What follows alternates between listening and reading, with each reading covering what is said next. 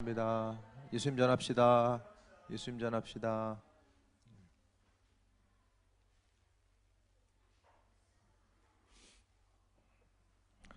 오늘 민수기를 통해서 제사장의 축복에 대해서 말씀하고 있습니다.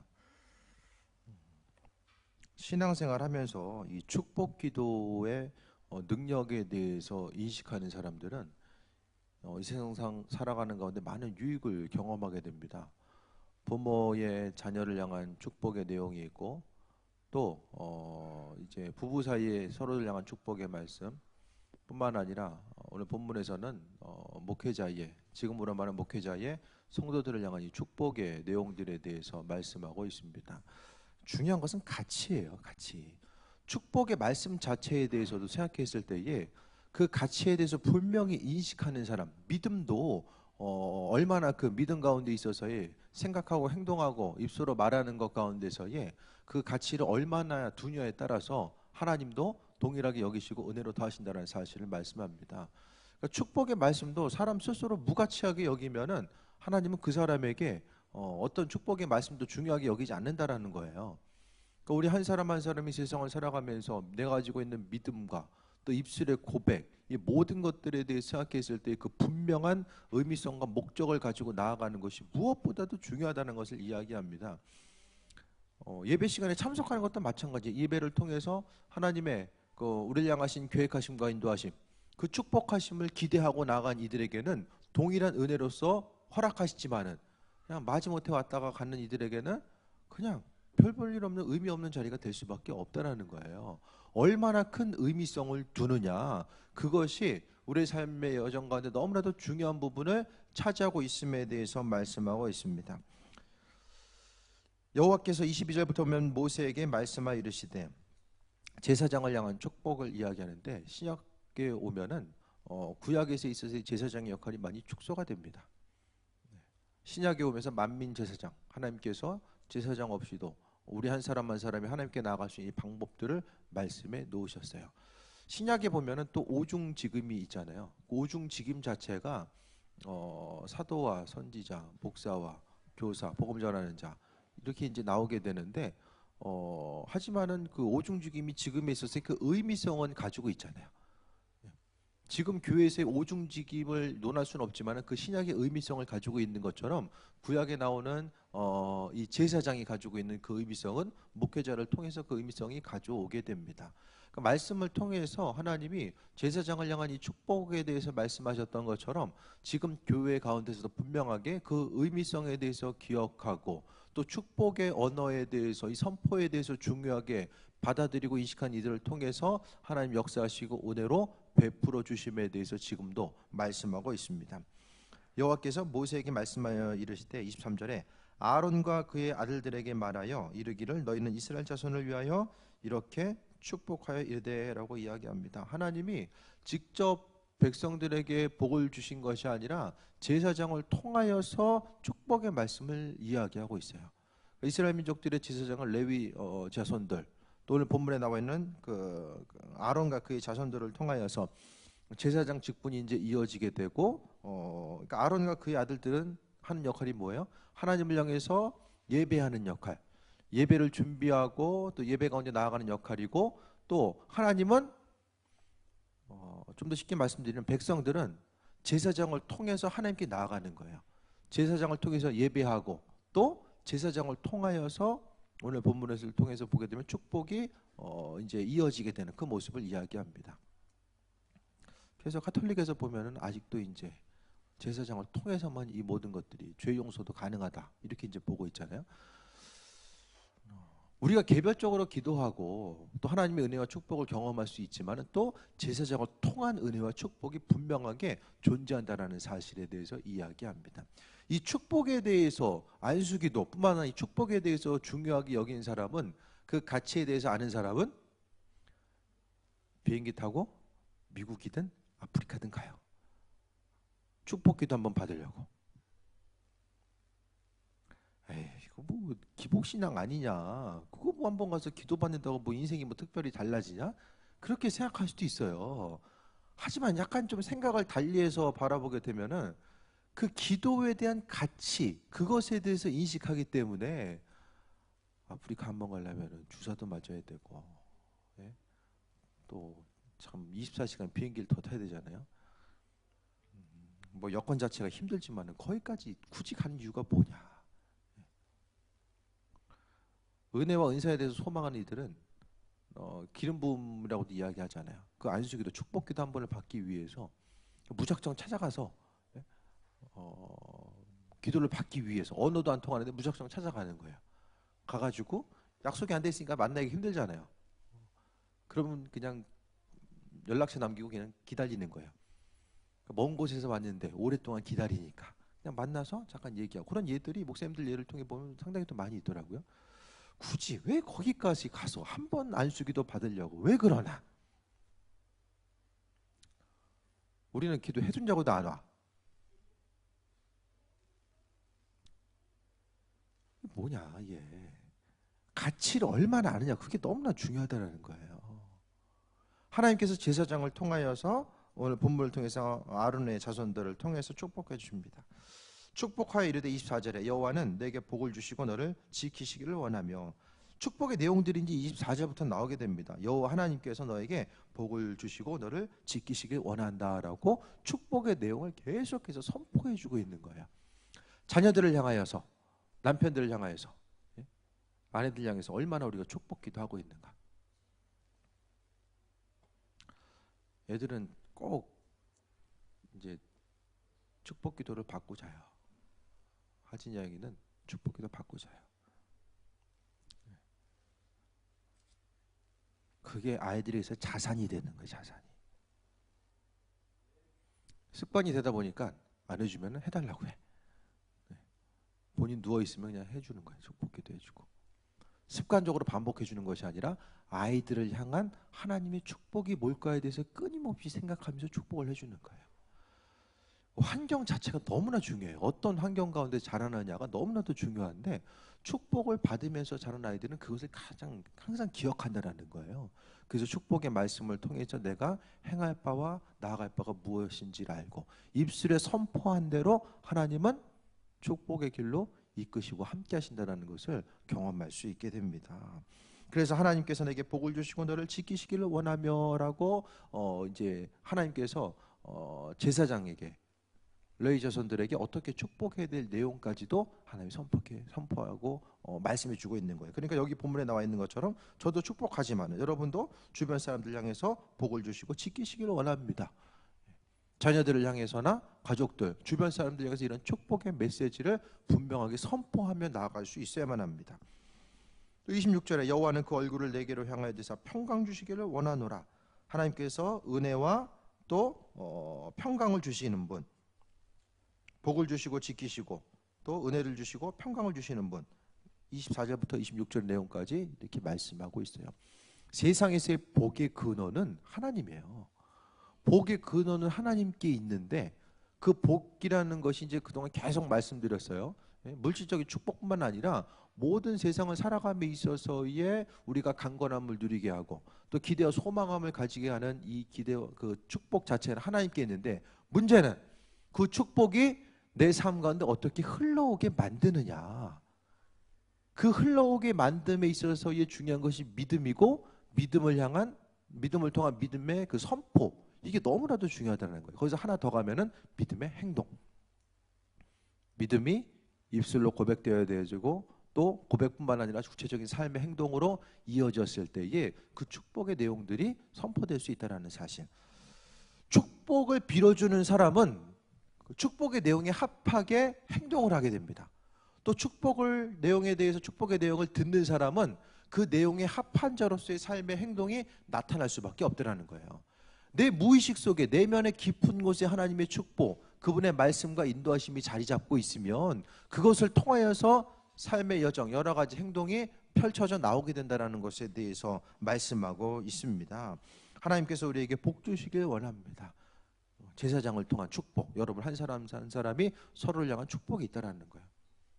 오늘 본문의 중심을 통해 보게 되면 목회자를 통한 하나님의 축복이 분명하게 있다라는 것. 안수 받을 때도 그냥 안수 하나보다 그게 아니라 하나님의 분명한 목적하심과 인도하심. 그러니까 저도 안수기도를 그냥 하는 게 아니라 하나님께서 안수기도 하라는 말씀과 명령을 주셨기 때문에, 개별적으로 주셨기 때문에 안수기도 하는 거예요. 기도하다가 다리 저려가지고 움직이는 게 아니라는 거예요. 분명한 목적. 오늘 심심한데 누가 안수해 볼까? 이게 아니라는 거예요.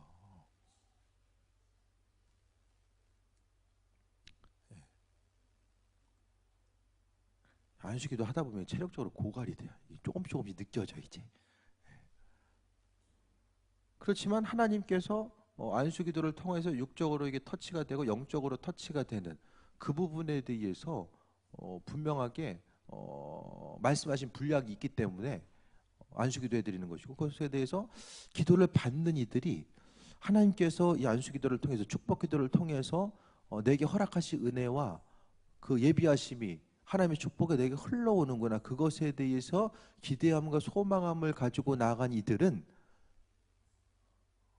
그렇지 않고 그냥 받는 이들과는 분명히 차이가 있을 수밖에 없다라는 거예요. 신앙생활은 의미를 두는 거예요.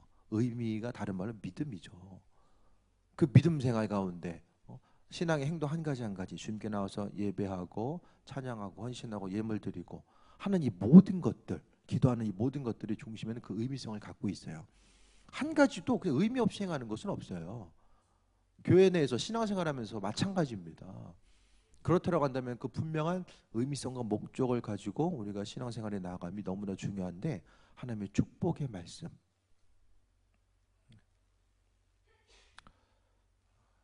안수기도 받고 뭐 삶이 좀 안 되신 분 계세요 혹시? 모든 게 잘 되는데 안수기도 받으면서 이게 뭔가 좀 어긋났더라, 이게 그런 분 계세요? 없잖아요.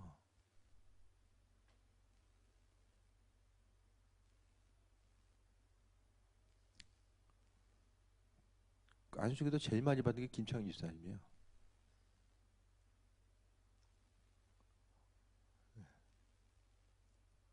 뭐 안 된 거 있어요? 기도 받고?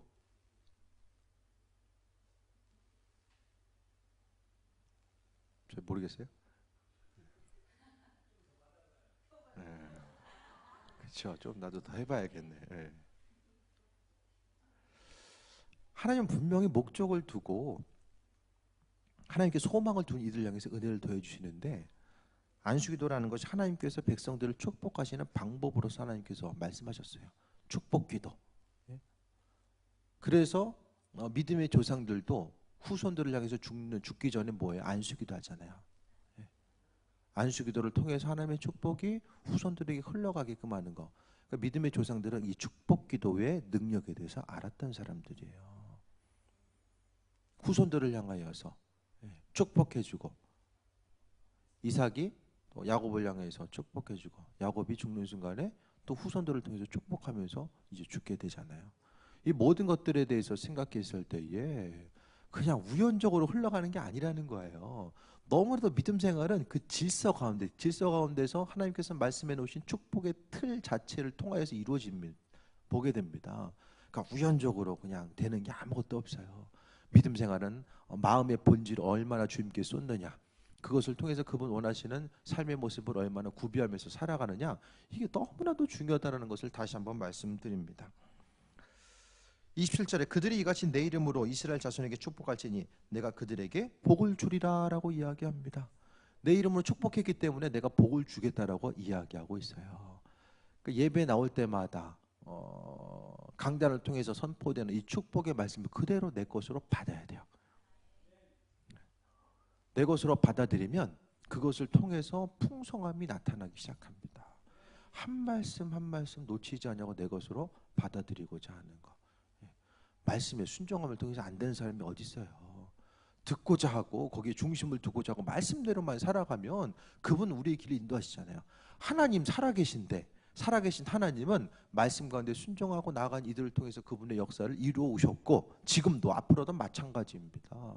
이 축복의 내용에 대해서 생각했을 때 서로를 향하여서 입술의 고백 자체가 축복해 주는 말, 복이 되는 말을 끊임없이 고백하고 선포하고 또 안수기도를 받을 때마다 그것을 통해서 하나님께서 내게 은혜와 축복을 허락해 주시는구나. 그것에 대한 소망함을 가지고 나아가는 것이 중요합니다. 의미를 두는 거. 내가 안수기도, 축복기도에 의미를 둬요. 하나님께서 나를 목사님을 통하여서 축복하시는구나. 이런 은혜를 내게 주시네. 그것에 대해서 바라보고 기대함을 가지고 기도받고 나아가면 없던 은혜도 생길 수밖에 없어요.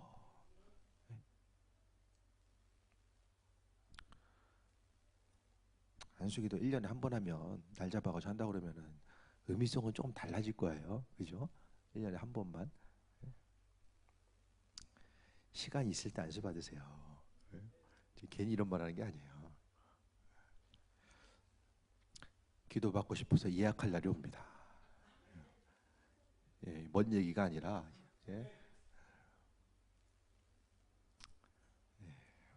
지혜 있는 사람, 들을 게 있는 자들은 들을 거예요. 얼마 안 남았어요.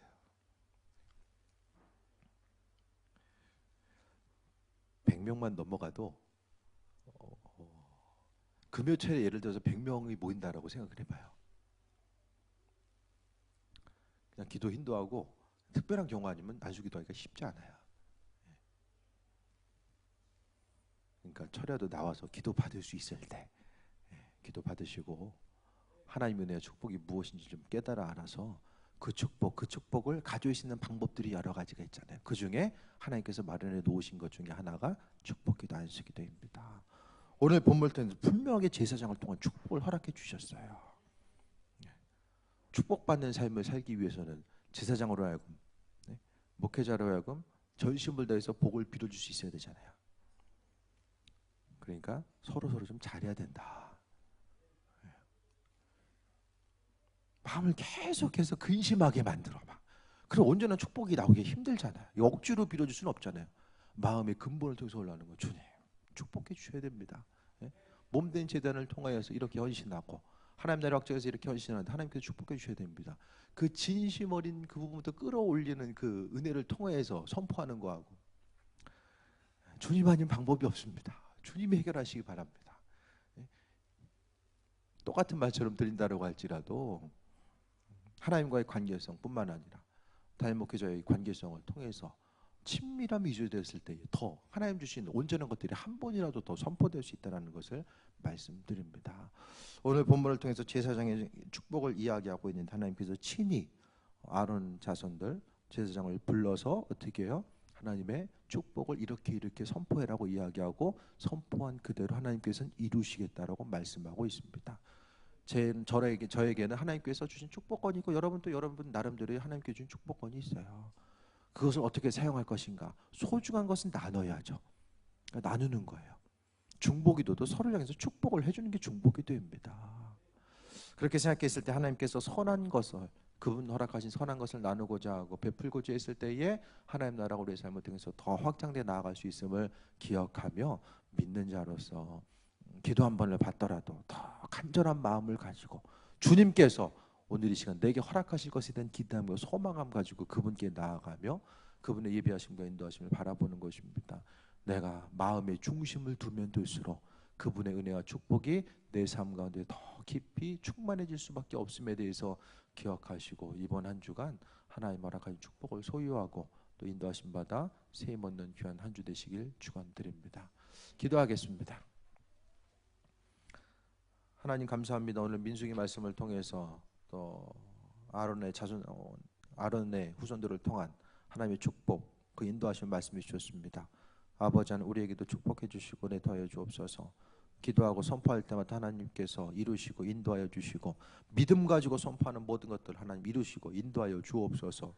주의 도우심 바랍니다. 아버지 하나님 이번 한 주간도 예수 그리스도의 능력과 인도하심을 통해 승리하게 하시고 오직 주님만 바라볼 수 있는 은혜를 허락하여 주옵소서. 모든 것이 주님의 은혜입니다. 영광 받아 주옵소서. 우리의 삶을 통해서 기뻐 받으실 줄 믿습니다. 1000번제를 드렸사오니 받으시고 축복하시고 은혜 위에 은혜 더하여 주옵소서. 예수님의 이름으로 기도했습니다.